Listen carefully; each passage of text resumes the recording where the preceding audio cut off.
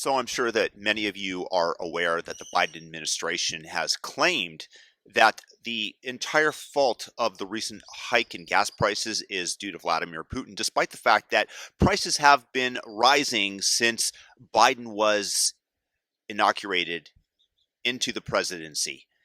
It is a complete and total lie because the recent run up is just that, a recent run up. It was markedly increased since that moment. But we're going to go over the claims that it's all Putin's fault and what culpability the administration actually has in the rise of gas prices. And I do ask that you share this with your leftist friends. They need to be able to see the evidence directly in front of them. And this evidence is compiled by Drew Holden. That's Drew Holden at Twitter. And he did a really good summation, so want to give him credit for that. But put the evidence in front of them. Let them judge for themselves rather than being taken in by the propaganda of the Biden administration. Here we have Joe Biden claiming it's simply not true that my administration or policies are holding back domestic energy production. We're going to now investigate the veracity of that statement. Just 2 weeks ago, Biden froze new drilling permits and stopped leases on federal lands because a court ruled that they couldn't use an elevated social cost of carbon to make it difficult to drill. Instead, they merely shut the whole process down.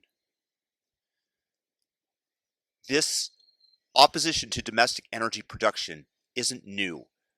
When Biden first took office, he moved to ban new oil and gas leases on federal land, a huge slice of U.S. energy via executive order.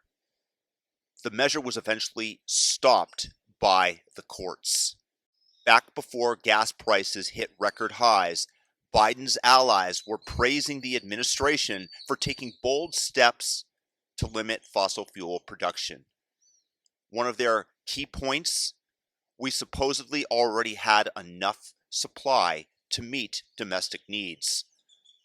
Boy, do those statements fall flat today.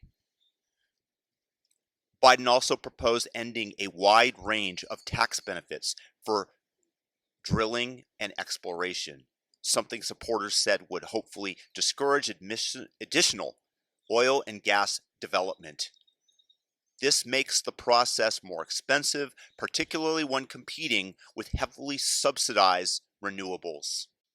And I'm sure that no one has forgotten that Biden shut down the Keystone XL pipeline on his first day in office, as he promised the voters. He followed through on that promise, actually. But what you may have forgotten was that part of a broader suite of efforts to reverse more than 100 Trump-era policies. Taken together, these early moves represent what climate activist Bill McKibben said may well mark the official beginning of the end for the fossil fuel era, arguing they send a decisive signal about the end of one epoch and the beginning of another.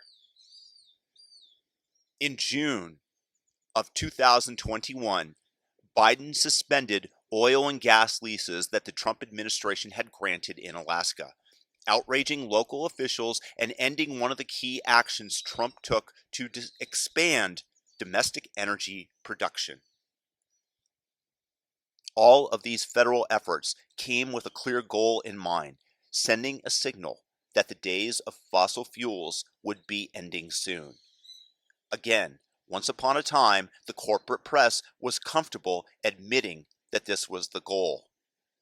Here, of course, is an article from Time that I'm going to link to in the description. These signals matter. Extractive industries like oil and gas heavily rely on tea leaf readings because of even seemingly small government actions can have huge impacts for a heavily regulated industry. A quick, easy to follow breakdown of some of the reasons are here. Again, The link will be in the description to Investopedia. As says Simonson wrote for the Free Beacon, Dems in Congress have pushed to restrict domestic energy production even as prices have climbed. Congressional Democrats have also taken steps to add tighter, and in some cases just punitive, regulations to make it harder for domestic energy companies to do business, including regulations on offshore oil and regarding methane. Naturally, making a process harder increases the costs. And there were numerous hearings where Democrats have demonized the oil and gas industry in colorful but seriously dubious ways, making the industry's standing on that side of the aisle clear. In this case, according to MarketWatch, the Democrats compared oil companies' climate change response to tobacco cancer denial. Yeah, politics for you. Virtue signaling. You see where it gets us? Plus, something that gets left out of the current discourse is that numerous states have banned or proposed banning fracking, an effective way to access hard-to-reach energy sources. I'll give you one guess which political party was behind these efforts. Now, to be clear, the impacts of some of these efforts has been overblown. Despite trying to ban new drilling on federal lands, lots of plans have moved forward to do so, more than under President Trump's first year, largely because of Obama rules, but fewer than last year. And it isn't reasonable to blame Biden or any president exclusively for the price of oil and gas. The world is just far more complicated than that. But it's intellectually disingenuous for President Biden to pretend that he and his party haven't taken action to make domestic energy production more difficult and, as a result, have made energy more expensive. They've done that with the explicit goal of doing just that. The inconvenient truth is that Biden campaigned on ambitious climate goals. Those aren't likely to get done organically, so he and his administration have tried to apply pressure to traditional energy sources. Now that prices have jumped, they're trying to pretend otherwise.